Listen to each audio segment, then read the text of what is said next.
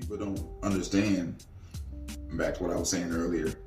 You don't have that support. When you have a wife, this is for females too that drive over the road.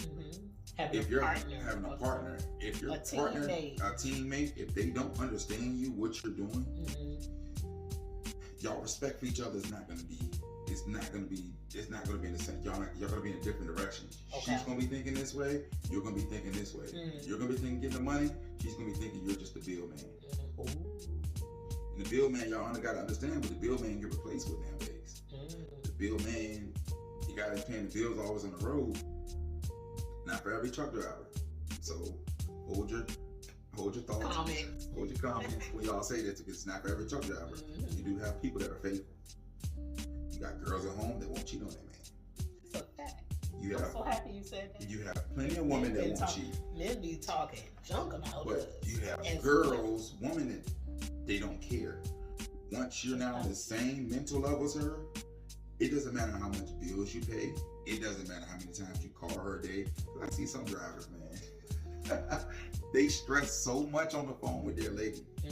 They can't give their girlfriend, I promise you, when she gets off work at 5 o'clock, she still has her whole life ahead of her. He wants to sit on the phone all day long. Argue. I'm gonna tell you right now. Wait, he does or she does? This is what the guy on the road does, because see, I've heard a lot of men say that about women. Wanting to vice versa. It go both ways. But it's just not even fussing. What he's trying to do is check his girl, make sure another Johnny or Joe ain't over there coming through the back door.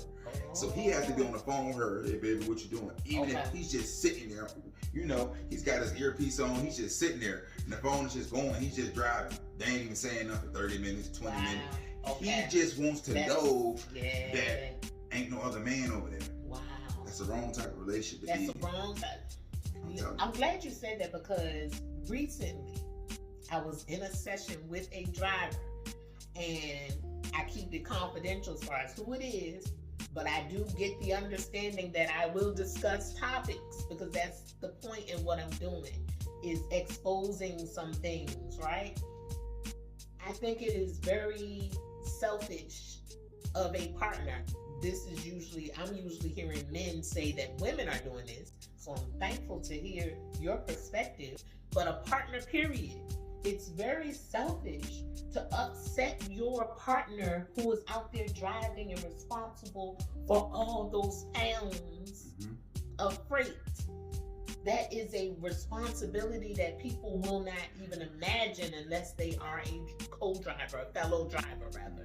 You know, if you've never been responsible for that amount of weight and freight, driving it down the highway, and that's where you don't need to be preoccupied. You don't, and that's where a lot of drivers go wrong.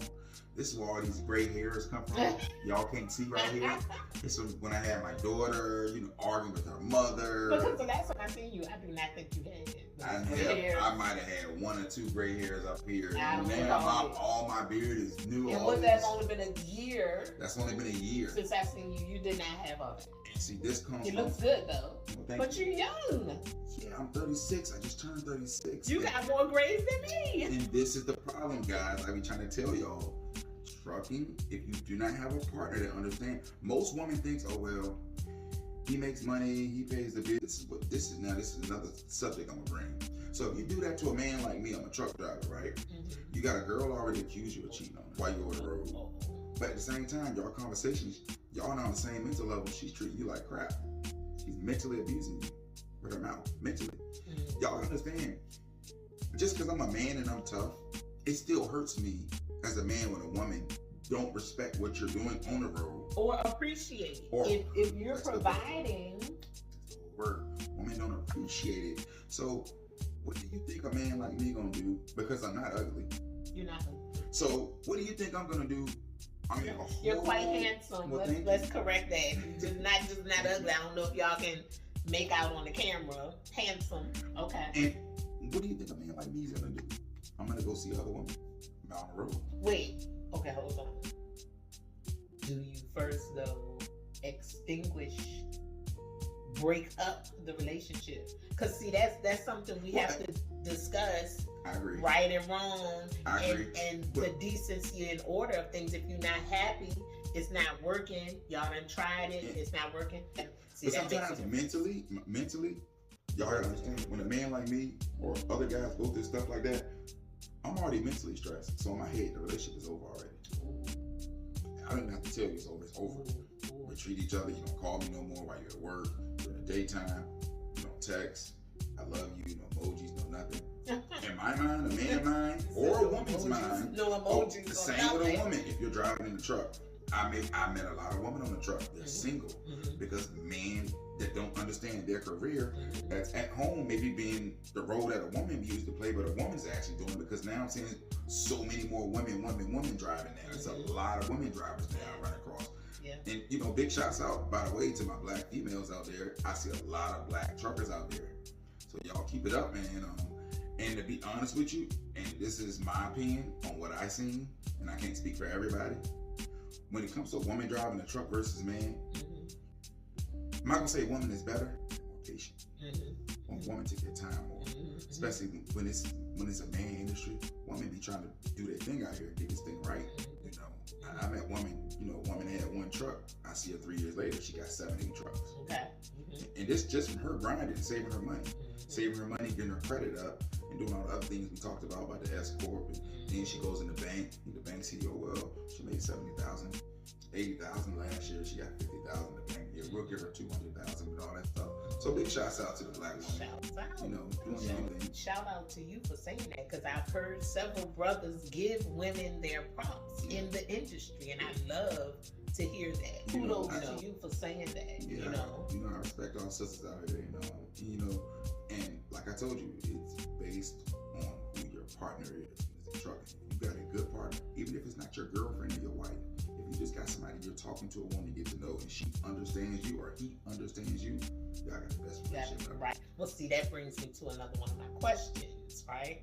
Because relationships do sometimes suffer from this industry, from being in this industry. So would you say it's worth the sacrifice?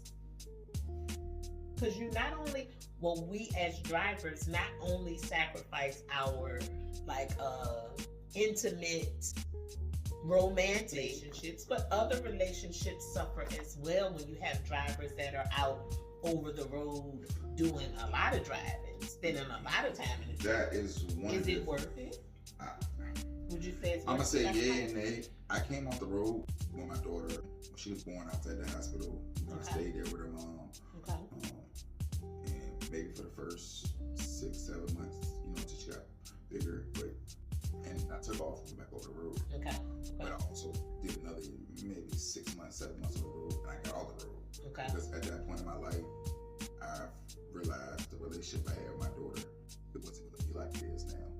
So I came home and got a local job. Like me and my daughter like this, like 2 peas in a pot right now. It's always going to be like that, you know. And because I came off the road and I said, I want her to know who her daddy is, you know. And I'm not going to say me and her mom was doing all that well, because suppose her mom, the mother of my child, suppose she did start talking to another man, and now my daughter sees this man and start calling him daddy. I didn't want that. Right. So I came off the road, got a local job, you know, continued to pay the bills, and had a relationship. And it's still so great. My daughter, she's definitely a daddy's girl, so that's great. That's great. Yeah. So, okay. But now you ask me, was it worth it? Is trucking worth the sacrifice? Back to what I was saying earlier. If you got a partner that understands you, if she doesn't think or he doesn't think only about the money, and sometimes you gotta make sacrifices going both ways. Sure. Truck drivers, y'all gotta understand this. It's been times where I've seen this with my own eyes. Truck drivers that don't come home, I've seen them fly their wives in with their child for the weekend. They'll get a hotel, fly their child in. You're making money, right? You got money, you're not broke. So why not fly your wife in on a Friday night? Y'all chill Friday, Saturday, Sunday. You go back on the road Monday. Yeah, rejuvenate. You know, because one thing about it, you can still maintain a good connection, even though there's some distance. It depends on the effort that both parties are putting in. You know, because sometimes a little absence makes the heart grow fond. So having some time away doesn't have to totally just destroy the relationship. But what I've heard men say time and time again is that when you spend long periods of time away from one another, you are literally drifting apart. So another question I have is that at any time while you were out there, did you find yourself becoming somewhat truckerized? It's a statement, a term rather I came up with, truckerized, like institutionalized. Truckers do become truckerized, where they prefer to be on the truck. So me and my boy had this saying. Okay. I've been incarcerated before. I've never been to the penitentiary. Okay. I've been locked up in jail before. I never made it to the big level. Okay. 2, okay. 3, 4 the big time. But I did under a year in jail before when I was in my 20s, early 20s. I'm 36 now, so I haven't been in jail in a long time. I ain't going back. Okay. Not going to. But when I'm in that truck, I always say that's my jail cell. I'm getting paid for going to jail. Me and my boys talk on the phone like, man, hey, we rolling wheels, it's our jail cell. Same size the jail cell that truck is. I was about to say, being in that bunk, you stay in that bunk for the weekend, you do feel like, oh, okay. I feel you institutionalized, but I say, you know what, I'm not locked up. So I don't let That's the beauty of it. Because you get paid, and I don't let my mind appear to feel like I'm locked up or feel like I'm claustrophobic. Because if you let your mind get locked up, see, this is when the devil starts putting stuff in your head. The devil put all these evil thoughts, but this company ain't paying me too much. And really, naturally alone, you got to think, in the trucking business the way it is now, you're not going to make $1 million. Back in the day, the cost of living was cheap. So then everything is so expensive now.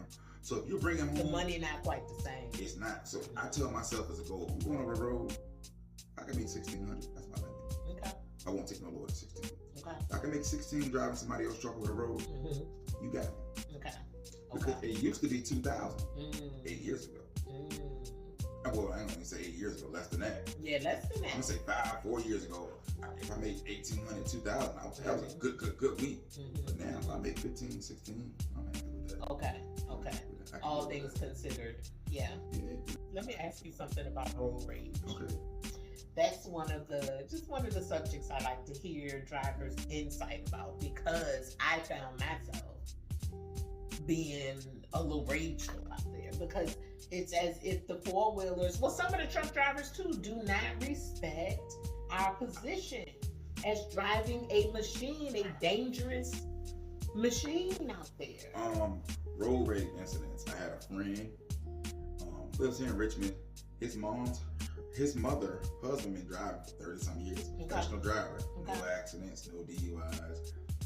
Never failed a federal drug test, nothing. Perfect driver record. So some white boys was taunting him on purpose, and they kept getting in front of him. Ooh. He's going 65 miles, 70 miles per hour, and they're getting in front of him, and they're going about 40 feet and slam on brakes. So after the third time he did it, for him not to hit them, he had to roll his truck over. And when he rolled his truck over, he's still out as we speak at home right now. He's been home for, 8 months, 9 months straight, trying to heal. This is an older guy. He was heavy set. He's a big guy. He didn't really work out. We're gonna get into that too. Yeah. He didn't work out.